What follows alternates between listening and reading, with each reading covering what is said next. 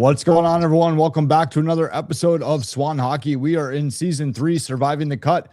I am Eric Swanek, Swan Commander on social media, and today we are joined by Mr. Leo Gould, the scout for the Moncton Wildcats in the Quebec Maritimes Junior Hockey League. Leo, good morning. What's going on? Good morning, Eric. Everything's good. It's a little rain here in Canada, but what can I say? You got to deal with the bad and the good, and the good is coming.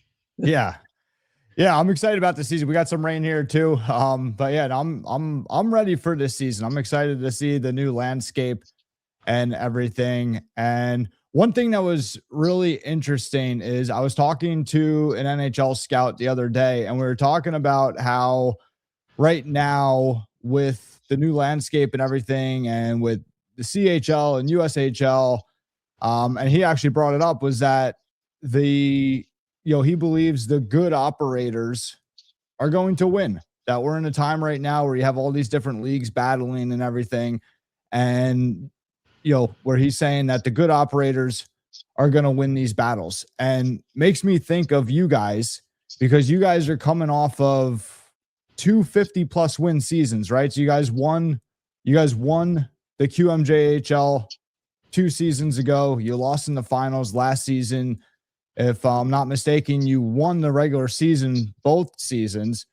You guys just keep coming. There's, you're making some moves now in terms of trade and everything that just show that there is no signs of a rebuild, and that there's no such thing as a rebuild in Moncton. It's really kind of funny. Of all the 20 years I've been with the team, every year you work to rebuild, and we had really worked hard to rebuild for the Memorial Cup, when then COVID hit us and really knocked us for a loop, because we never got to play and lost all them good players, and the following year was awful. But now it's a whole different ball game now with the new rules and regulations. We can go out and get players wherever we want, and of course we've got a first-class operation.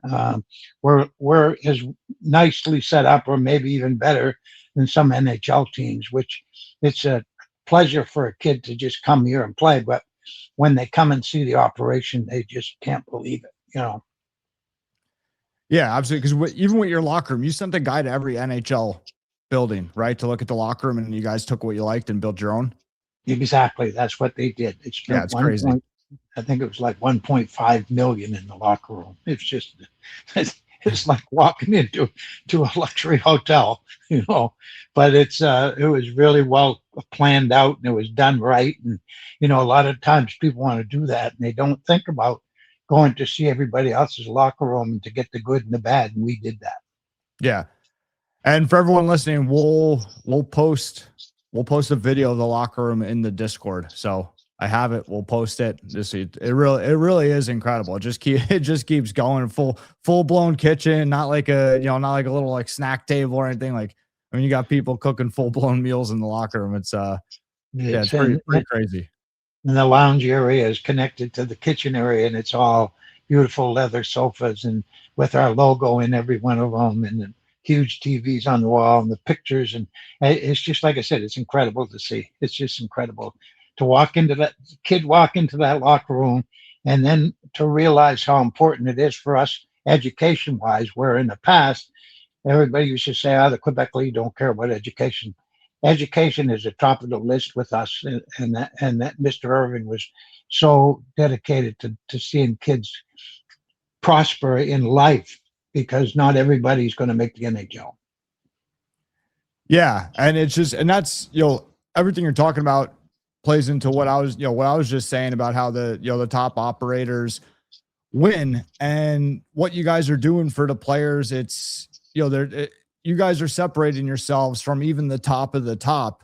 And obviously that helps in terms of with the recruiting battles, because all teams are not created equally. And we're at a point now where with you guys able to, with everything opened up and you guys able to recruit basically from, wherever, almost wherever, you guys are going to have a much better chance at getting some of those players than some of the other teams in your league, or some of the other teams in other leagues. And that's kind of the beauty of it now, is that, if you do a great job and you provide the best experience, the best development, all that, you're probably not going to have a problem getting players. And that holds true for, for every league.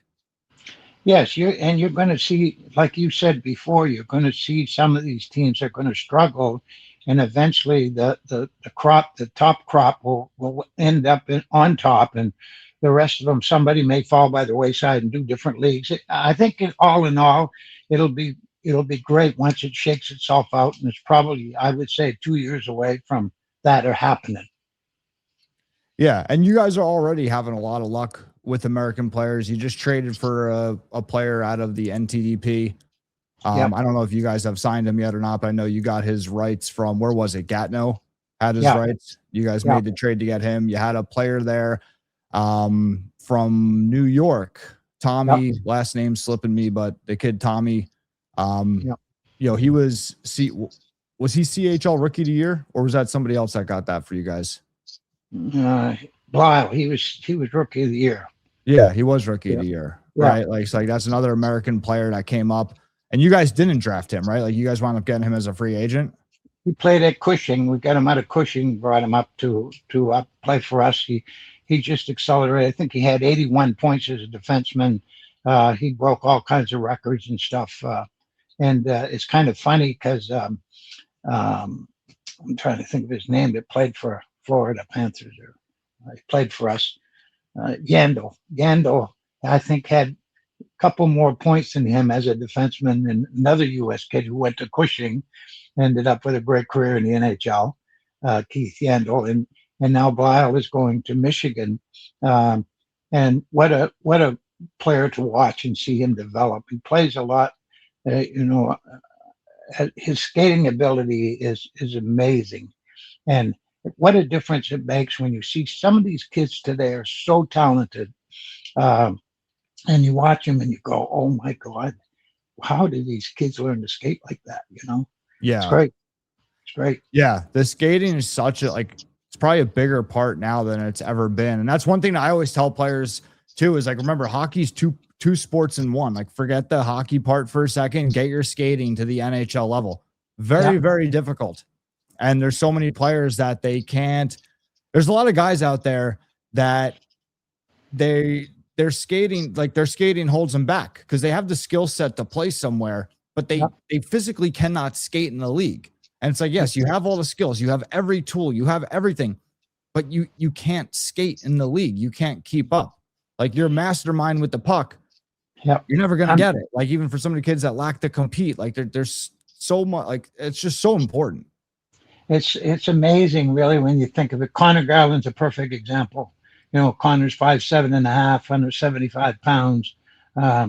He played for us in Moncton. I brought him up. He played in the USHL first, and then I brought him to Moncton, and he was a small guy, and everybody said he's going to get killed. Well, his skating ability was so good. He took figure skating for like 3 years before he played, and he came to Moncton, and he was Rookie of the Year, 128 points. The second year, he had 128 points. Signed a contract with Arizona, signed a contract with Vancouver for $25 million, and signed another contract with Vancouver for $36 million last year. And now he's with Columbus. But his skating is what made him, and he's a great young man. So if you get all those qualities, you want to see those kids succeed. Yeah, absolutely. And I feel like if you're an elite level skater, at least for your level, I feel like if you're an elite level skater, you will be able to play one level beyond where your skill set will take you. I totally agree with you. There was a team from New Brunswick playing in Massachusetts or in New Hampshire last weekend, and I went to see them play, and they were kind of a bunch of kids, 15-year-olds from New Brunswick. So they had some PEI, they had one kid from Bathurst was unbelievable, and some from Moncton and stuff. And so I went and watched them play 2 games, and three of the top kids, one was a defenseman, probably 6'2", 15 years old. The other one was their best forward, and he was unbelievable. And then the other kid was a defenseman who shot a puck 80 miles an hour at 14 years old. It was just crazy. But anyway, But those 3 kids, they had phenomenal. They won the whole tournament. They had phenomenal ability. The forward was like 6'1". His father's was a big man. I met the father and the mother, and I shook this kid's hand. He almost took my wrist off. I mean, it was just, as a 15-year-old, right? So I said to the father and the three of those kids, I pulled them aside after, and I said, we need to set up something for you boys to go to power skating. I mean, they're great skaters at this point, but they're going to play, some of them, the three of them possibly will play midget this coming year.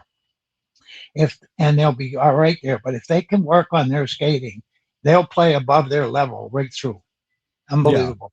Yeah, I feel like the skating can take you one level beyond your skill set, and it could also hold you back, many levels. I wouldn't even say one, like, it could hold you back many levels. Like that one forward there, he had a hat trick in one game. I mean, this kid was 6'1", and he hit everybody that he went in the corners. He finished his checks, and he had a great set of hands, and he could shoot the puck. I mean, he scored, like I said, a hat trick from right above the hash marks up. He just ripped them.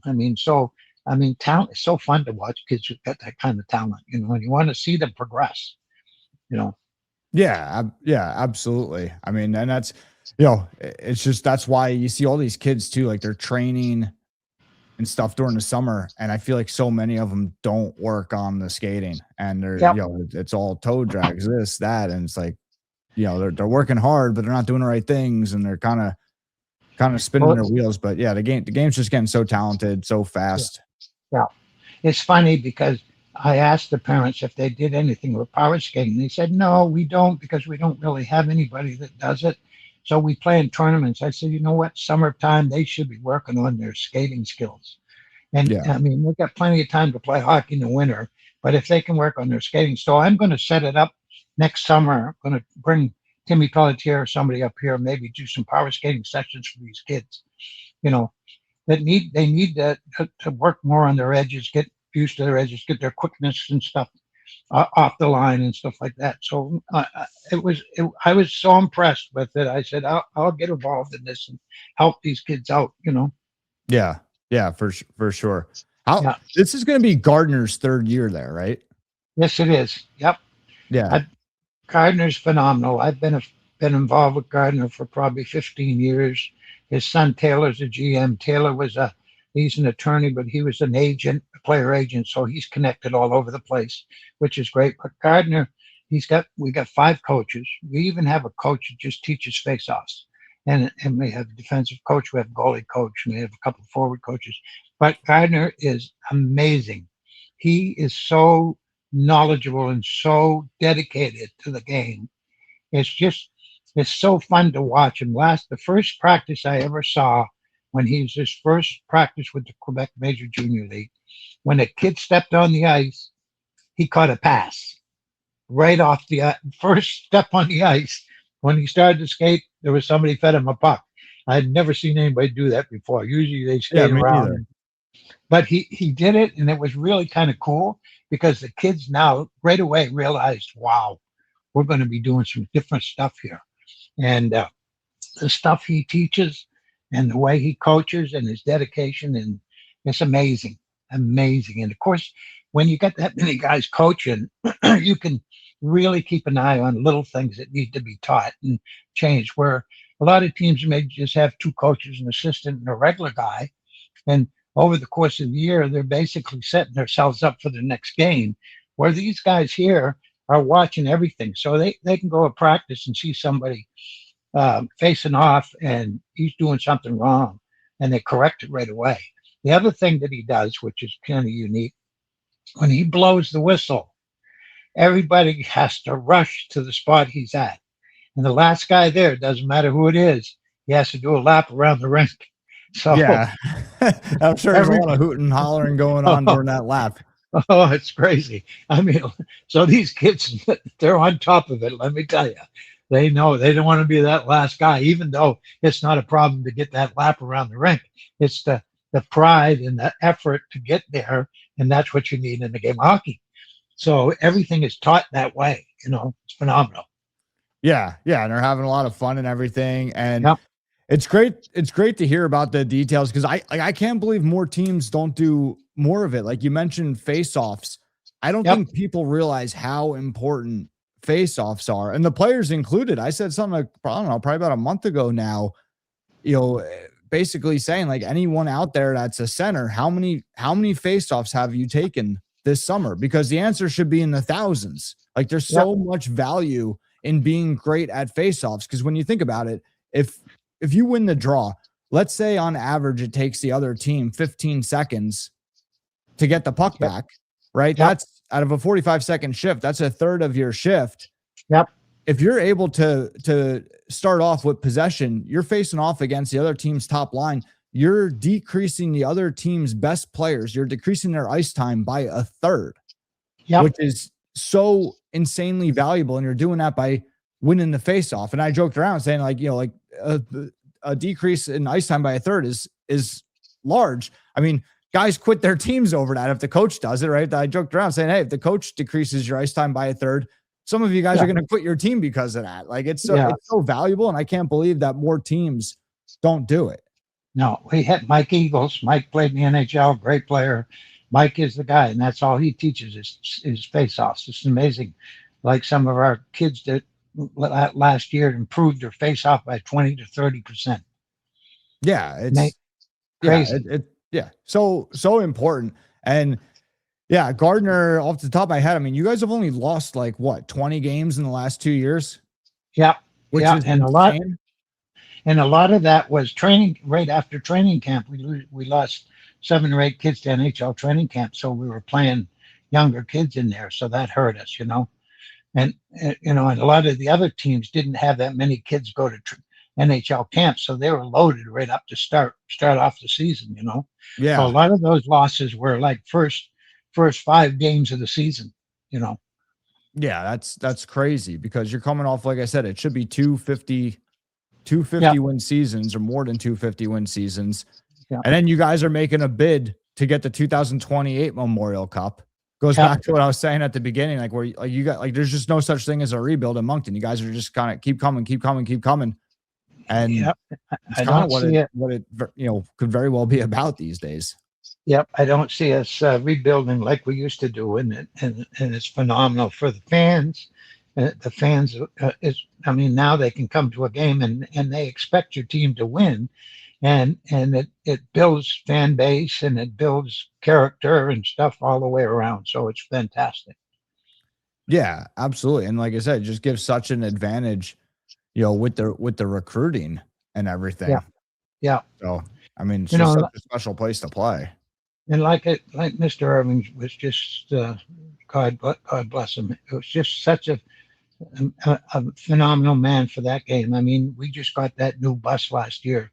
We had our custom-made bus, and just when you get in that bus and you sit in that seat, you think you're in a lazy boy recliner, and it's like going to bed. I went to Cape Breton and I slept 5 hours on the bus. It was more comfortable than my bed. It's just amazing what they have. Yeah, and I saw that thing. Yeah, again, insane. Yeah, and makes sense because think about how much time as a player you spend on the bus, right? It's like that's one of those things. Like, yeah, I get like obviously a lot of teams aren't in the position to do what you guys did, but makes total sense. I mean, you spend you log so much time on the bus. If you talk to any player that's ever played, junior or pro or college, whatever, like some of the best memories is the bus. As much as like they hate it sometimes, it's like the best times. It's like the bus, the locker room, the hotels, like, where you're basically stuck somewhere and all you have is your teammates. Those are like the best times. Oh yeah, and they're busting each other on the bus trips and fun. It's fun. It's fun to go. It's fun to go on a bus trip with the kids. Especially the fun part is like right now, the start of the season, all these new kids, right? So we play in Charlottetown on Saturday night, and so that'll be the first bus trip for some of these kids, probably ever. A lot of them play prep school and they drive those vans and all this. When they get on this bus to go to Prince Edward Island, they're going to go, wow. I mean, it's amazing, really. And the kids they're flabbergasted to see this whole operation, which is fun. Yeah. Yeah. No, you guys are definitely sounds like you're busy up there, and you're pretty busy in Chaleur as well in Bathurst. Yep. That's coming. Chaleur, we're looking to have a real top notch team this year. We start training camp next week, so I'll head up there from Moncton on Monday next week in our training camp. And sounds like our GM has done a phenomenal job of recruiting players. We got some U.S. kids coming, and it looks like we're going to have a real good team. We got a phenomenal facility, 3,500 seats, 20 suites. The suites are all sold out, so we got a good fan base going. And it doesn't cost a kid a cent to play there. And it's Maritime Junior Hockey League. And it's kind of a development league for the Quebec League. So a younger player is in this day and age is not going to go play in the Quebec League because they're at this point, those kids are going to be 18, 19 years old. Especially not for you guys. Right. So they'll come and play with us or in the league. The Quebec League does a draft, and we do a draft 2 weeks later. So we pick a lot of the same kids they pick and hoping that they don't make the team and come and play for us. And it's a phenomenal league, very competitive, very well organized, very well run, very disciplined. Like I said, doesn't cost the kids one dime. We pay for their billets, we pay their sticks, everything. Everything's paid for. So that's awesome. And sorry, go ahead, Leo. And we put in a lot of kids in college. So now that the Quebec League is doing what's going on, bringing in kids from the U.S. and stuff, the Canadian kids are wanting to go to college in the U.S. and some of it that happens, but it's opened up a lot of the Canadian colleges. I had this kid, Demej from Florida, goalie. I brought him up to Moncton, and he went and played in the Maritime League, finished his career there. He got a full scholarship to school in Ontario, and now he's playing in Rochester. And is that the what's that league there? Oh, in Binghamton. In Binghamton, and he was the goalie of the year for them. Yeah. For that he's league, good. apparently. Yeah, so he's really good. So we developed him up here, and so we're developing kids, and it's about kids here. It's not about money, and that's the problem. Just drives me crazy. Some of the stuff that goes on about money and stuff in hockey in the U.S. It's just terrible.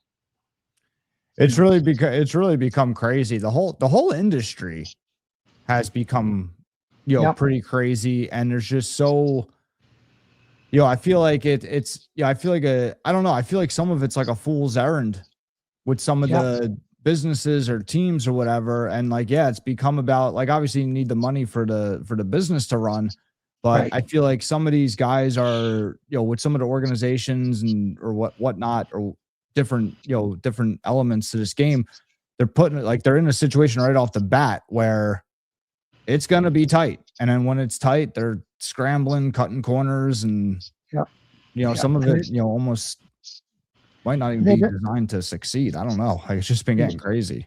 And they don't care. In a lot of cases, they don't care about the kids. When I owned junior teams for 40 years, and it wasn't about money. It was about kids. And if I had a kid that came to me and he wanted to play and he was good enough to play and he didn't have any money, he played. I gave him a little side job, and I ran a big golf tournament every year to pay for kids like that. And those kids succeeded and really became good players, and went on to college, got an education. Today they're married, got kids, and they're upright citizenship. And to me, that makes me so proud. That's cool too, because it's about doing different things like that, where you said you were raising the money for the guys to play and stuff. And some teams are better than that than others. Like I remember dealing with a tier 3 team years ago, and there was a player that needed a flight, and I was asking if they could, cover the kid's flight. And the GM just kind of laughed. He's like, Eric, we put everything for our rink on an American Express card. He's like, I could fly our team around the world 3 times. He's like, no problem. Like, I'll get the kid a flight. Like, it doesn't matter. Right. Yeah. But, it's just, it's not that he was paying for it. I mean, obviously he gave up something to get it, but that was just smart on their end of that. They were utilizing different, credit card points and stuff like that. And just some organizations think and do those things. Some don't. Yeah, no, I don't know if you've ever seen this or not, and there's a couple of guys that are on, I think it's Facebook, but they run kind of hockey, and they brag about, we had 230 kids at this tryouts. We want this kid's a 4th line player, but we're going to take him because his father does roofing. He's going to roof my house. And he said, and then another guy does parking lots. He's going to do my parking lot. So we're going to, and I went on and ripped those guys. I mean, they're making hockey look bad. They're talking about, all they talk about is, was it like a parrot? Like, were they making fun of it? Like, was it like a joke? Like, what? Like, were they being serious, or was it a joke? Like, where they were like imitating? No, they're bragging about it. So one coach will walk up to the other coach and say, "Oh, how many kids have we got for tryouts? 130 kids at $200 a shot." So this was last night. I saw it again last night. You gotta send it to me. I feel like it's got to be a joke. Oh, you love it. No, well, it's probably a joke, but it's not good for hockey. So he says, "Yeah, we got 130 kids at $200 a shot." The kid that comes up to talk to him says, "Well, let's have a practice next week charge them $100, and we can go play in Europe. That'll cover that." Then they'll say, he'll say, "How come this kid's on the team? He can't even skate." Well, his dad owns a tarring company. He's going to tar my driveway, and shit like that. I mean, that's, to me, that's not good for hockey. No. That's going to make all those other leagues that charge money look bad. You know what I'm saying? Yeah. And like, cause that's the thing, like there's nothing wrong with even some of the camps and stuff that people are saying like, "Oh, those are money makers." It's like, well, of course they make money. Like they should make money. And like, people have to remember I was just having this conversation with somebody the other day. If it wasn't for the camps, 95% of the players wouldn't be getting an opportunity. Right. Yeah. So if you're signing up for a camp and paying money, it's typically because you're on the outside looking in. Right. So you want the opportunity. Yeah. You got to pay for it. Like it's, it's kind of like a last ditch effort for you. Like the team already paid to send their scouts on the road and scurry the country all year. They didn't come back with your name. Yeah. So like, as far as the team's concerned, like they're done. Like it's over, they did their work. They paid their money to their scout. It's done. Now you're saying, "Oh, I still want to try out." Yeah. Okay. So you pay some money and you try out. Like there's nothing like that's the thing too. Like these camps, they should make money, but my whole thing with them is just, I want to see them done appropriately. I want to see them marketed appropriately, because there's a way to do it. But like these guys, these guys that do this pod thing, whatever they do, I mean, it's ridiculous, and it makes hockey look bad. You're right. Everybody has to run a camp, and that's how you survive, and that's how you get your players and make some money enough to keep your whole program going. But tell them some guy, "Oh, I'm taking his kid. He can't skate, but we're going to take him because he's going to do my roof or he's going to pave my parking lot." Yeah. I mean, that's crazy. Yeah. You got to send that to, that's got to be like a parody account or something. You got to send that to me, dog. I get it. I'll send it. You'll crack up. And like I said, I went on and criticized them. I jumped on it and I criticized. "You guys are making hockey look bad." I said, "Come on, do your thing if you want to do something, but do it right. Don't do stuff on the side where parents are criticizing and having a hard time now, and they see that if you don't own nothing, your kid ain't going to play." Yeah, that's got to be like a parody account, like somebody making fun of the tryout camps. That's what it's got to be. Yes, I had somebody telling me too. Somebody that works in the league. They're like, with some of these NA camps, are like, we could, and you're completely kidding. Like they would never in a million years do this. Like the guy that was talking to me, but he's like, honestly, he goes, "We could run this like where people walk in and it's like, all right, try out $500. Yeah. You want to get dressed in the actual locker room? $1,000. Yeah. You want to take a picture in a jersey? $250. Like, he's like, people would do it. Oh yeah. 100%. There are some people that would do it, but it's just how crazy some of the stuff has gotten. Right. And so, some parents got plenty of money. So stuff like that, their kid, if they don't make it, at least they got a picture and they feel good about it. That's great. Yeah. It's amazing. Really. It is. That's why I just stress to everybody, like, you gotta just perform. You gotta work hard. The name of the game is getting your skill set to the highest level you possibly can. If you could do that, good things will happen. Performance fixes all problems, 99% of the time in this game. And, that's the other thing, like, too, like, where some people will say, like, "Oh, I didn't make this team because of politics." Well, if that's true, you didn't perform because nobody's cutting the first line player for the political pick.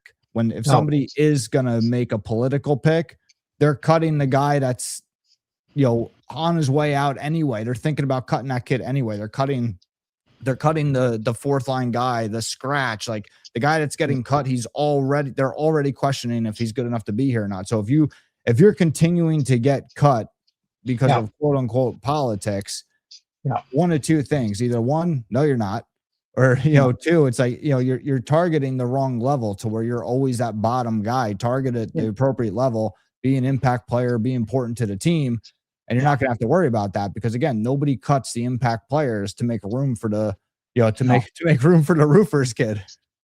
Well, and the hardest thing is poor parents. They need to be educated, and so I try to do it as much as I can.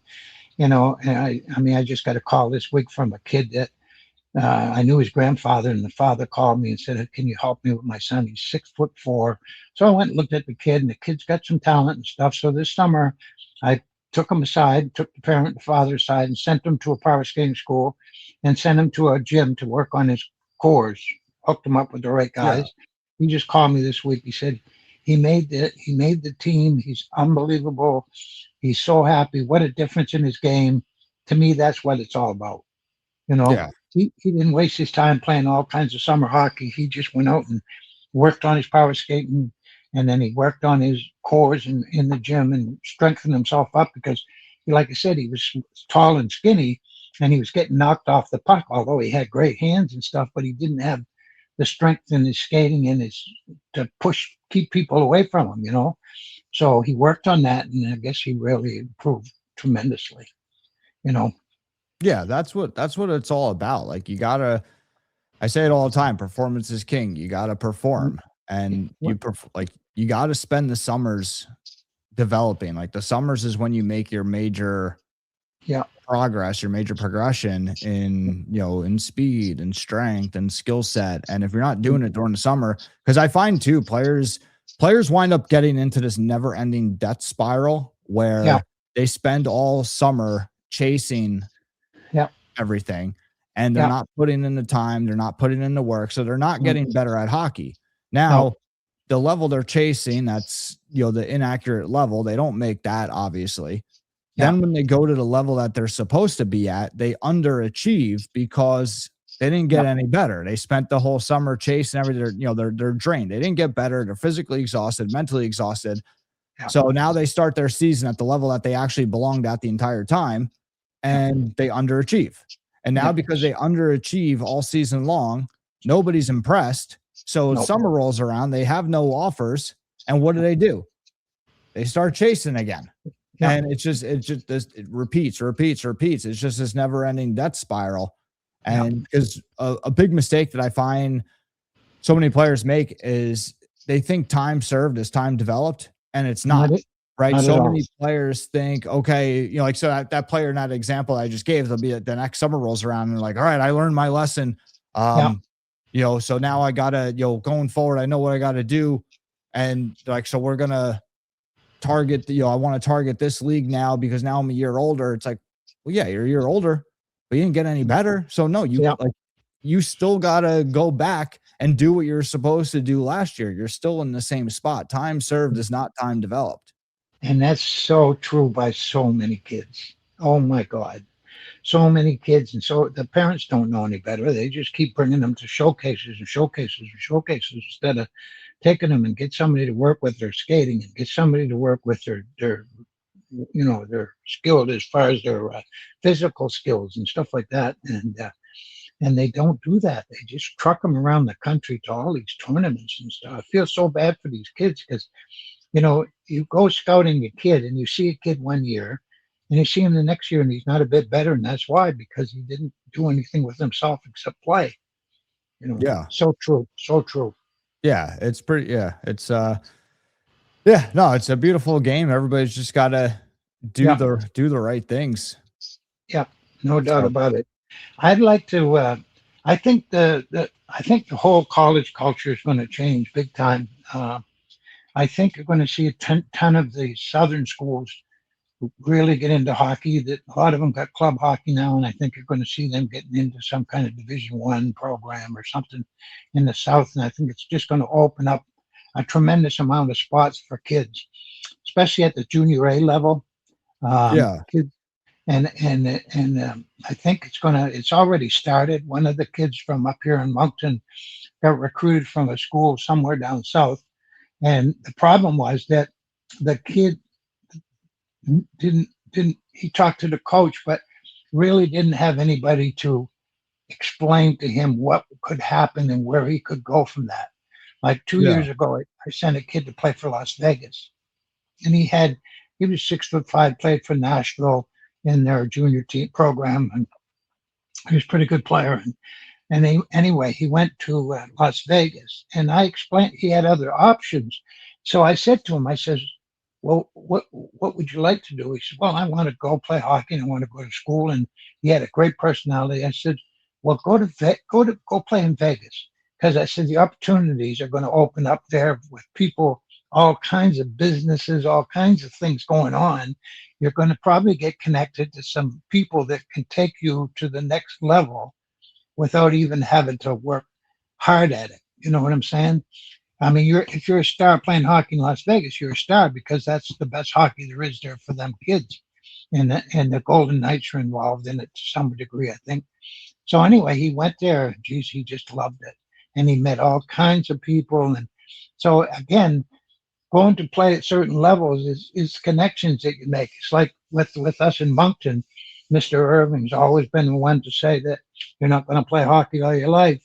And of course, a lot of the guys that play for Moncton end up going to work in the Irving conglomerates, and that's a great opportunity for them. And they own companies all over the country, and so it's looking to the next level also. So I try to teach kids to look at that also, because, like I said, there's not a lot of them that are going to go to the NHL, you know.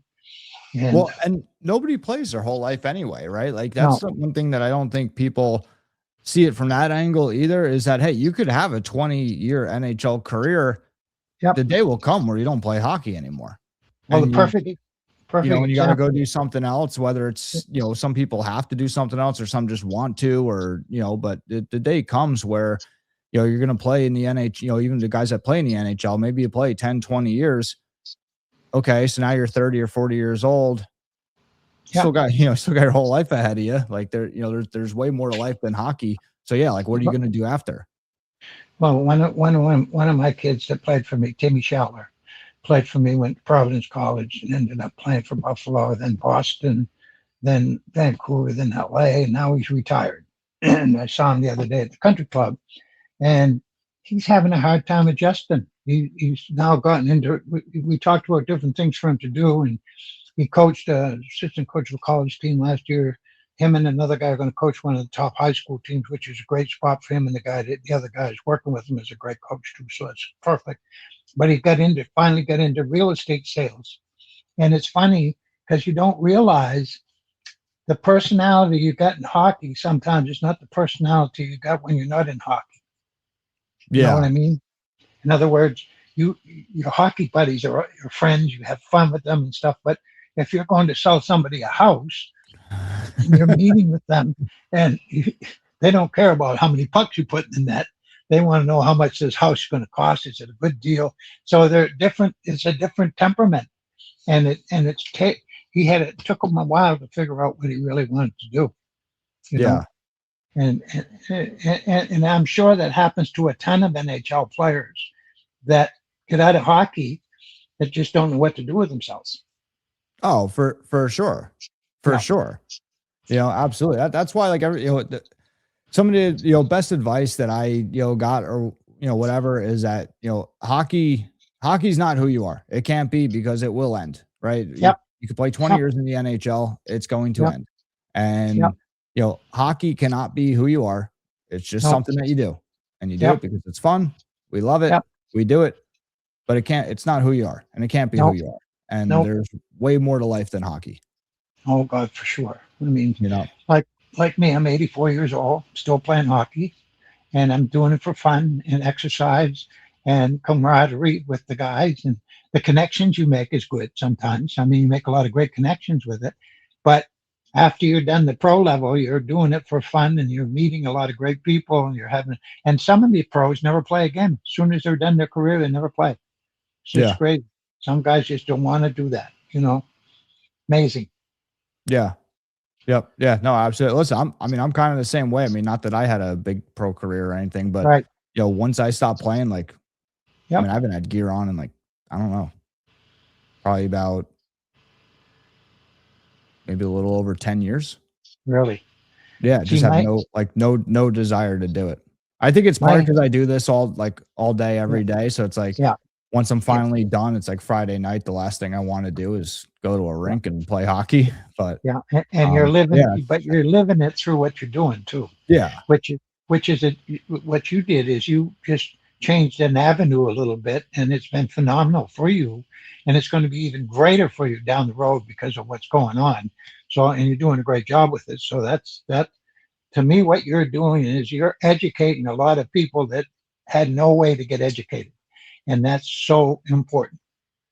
Well, I appreciate it. We're working at it. So, because it's just got so crazy, like where you can't even go online really and get accurate information. You got leagues calling themselves whatever they want, tier this, tier that, junior, whatever. Like, like to be a new player or parent in this game, it's, I mean, I don't even know how you start to be able to understand some of this stuff. Because it's a lot even for guys like us to keep on top of. Right. Like there's all different things changing and this and that. And then, it's not only about, it's like trends too, right? Because even something that's great now might not be great in 3 years from now. Organizations that are great now might not be great 3 years from now, because going back to what we said at the beginning of the episode about operators, right? Like it's about right now we're in a time more than ever where you really got to be, the great operators make a massive difference. And we saw that for the longest time at the tier 3 level in the United States, where not all were created equal. And, it was much more important about the organization that you were in than the league that you were in. And now that's starting, now that's certainly bled through to the tier 2 junior A level. Yeah. And I think it's bleeding through.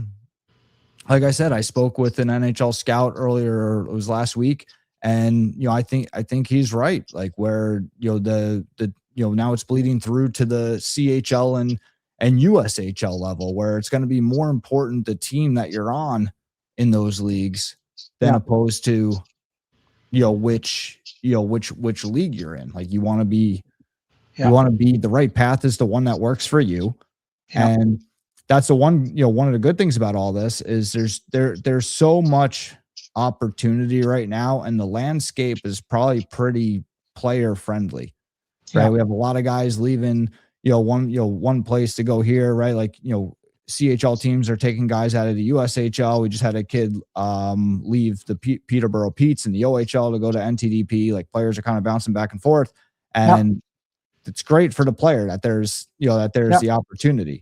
And that's kind of the key is you want to identify the great operators. Yeah. The other problem I have in a lot of situations now is these guys that are agents, player agents for these kids. I mean, they charge them all kinds of money. And then perfect example is I recruit a kid, right? And I want him to come and I tell him everything about my program, and he really is pumped to come. And his agent stops him and sends him somewhere else because the agent got paid by the team. He's getting paid by the kid, but now the team is paying him some more money to get this kid that they want, rather than the agent just putting the kid where the kid wants to go and when it works, totally talk this kid and the parents out of it to go to this other thing. That definitely happens. And that's why, I mean, even like the agent game is just as crazy as the rest of us. And again, that's why you gotta be with the right person, somebody that you trust, somebody that's going to be making decisions, not for the wrong reasons. Cause what you just said 100% happens. And you got to make sure that decisions are being made for the right reasons. And that's one of the things that, going back to the operators, and I said this about the USHL, is that they have to convince it's not just about selling to the player that, hey, you come play in USA, because obviously the USHL is, trying to sell against the CHL, right? But I said for them, it's about also selling the agents, because you can't just sell the player. You have to sell the agent. The agent has to believe that, hey, this is better. And, especially because a lot of, with the top players, a lot of them, they're not paying the agents, right? And the agents are getting paid when and if the player makes it to the NHL. So that agent wants to know that, hey, this is giving me the best chance to get my guy to the NHL and to get paid. And again, comes back to the operators now, right? So like we're deciding between, okay, USHL, CHL, this, that. It's okay, which team in the USHL, which team in the in the Quebec League, which team in the Ontario League. And I think that's I think that's a another very big important part of all this. And the other thing, it's funny because I'm a believer that anytime you're involved, like if I'm involved with some kids I try to talk to them at least once every 2 weeks.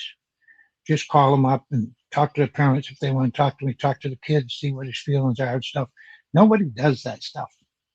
They do shit online, but they don't do nothing with calling the kid and kind of filling them in what's going on.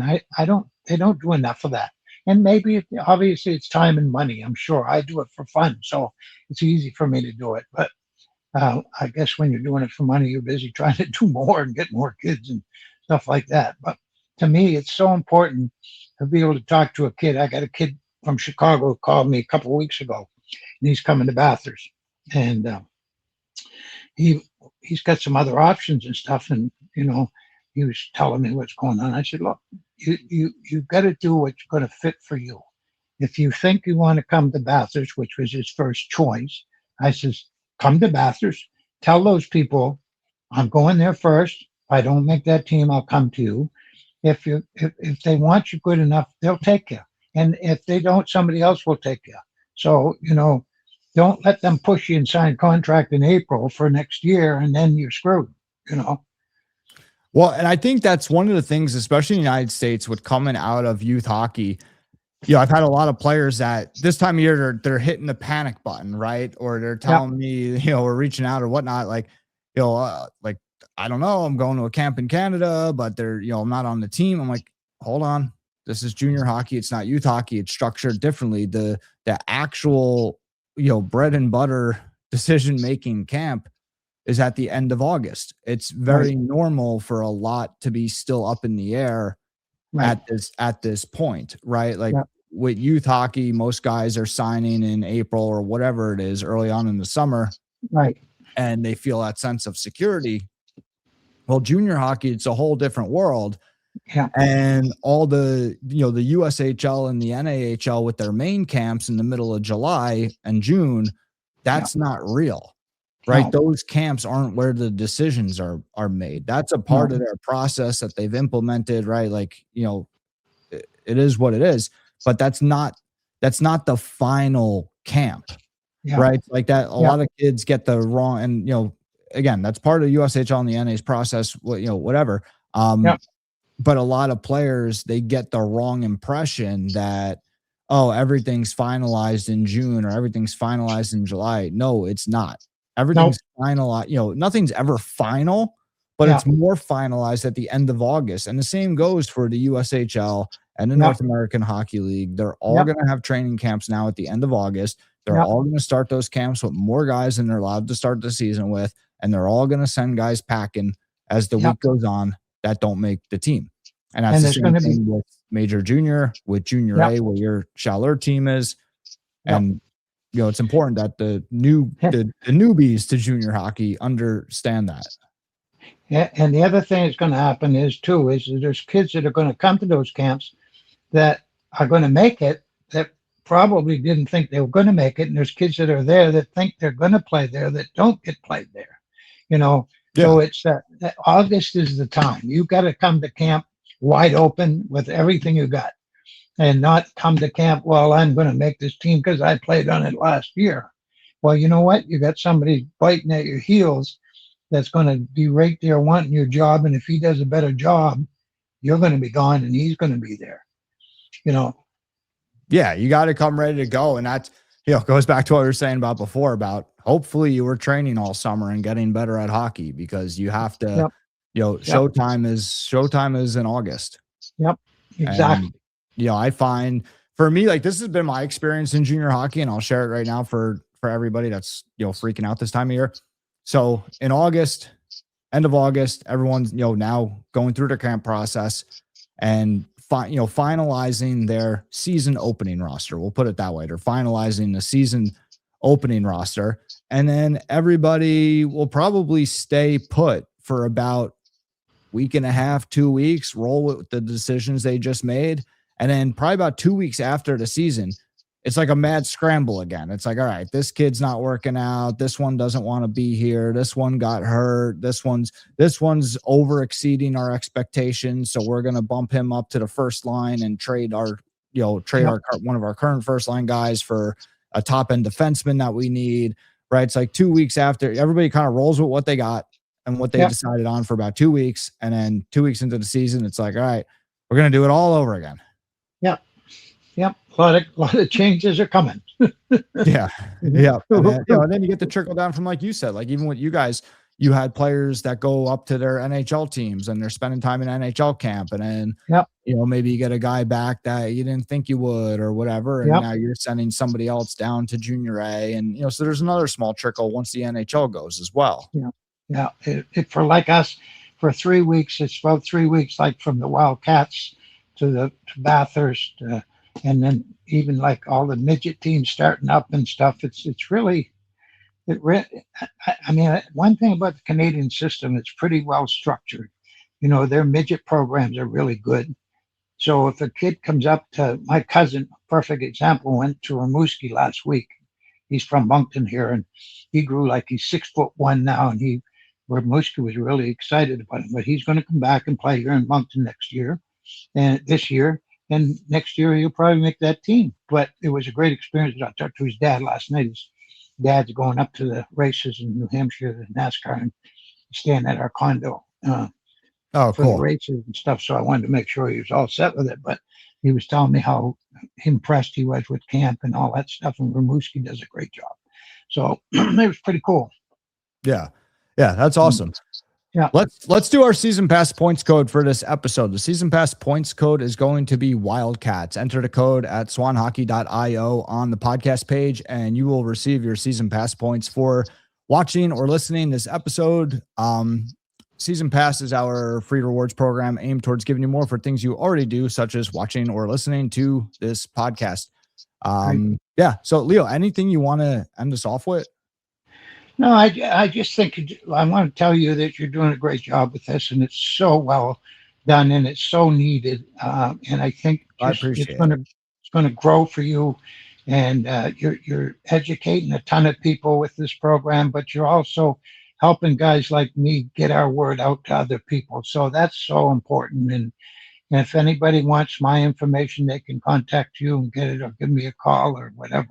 And I'll help them out at no cost whatsoever and fill them in everything that I possibly can. And I've been at it for a long time.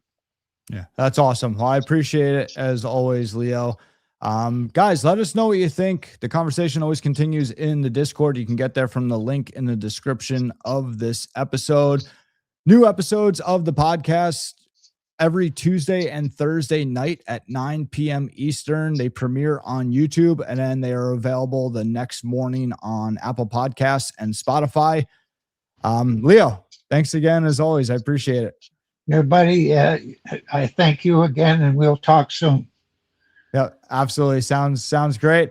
All right, guys, that's going to be it for this episode. And until next time, I will see you soon.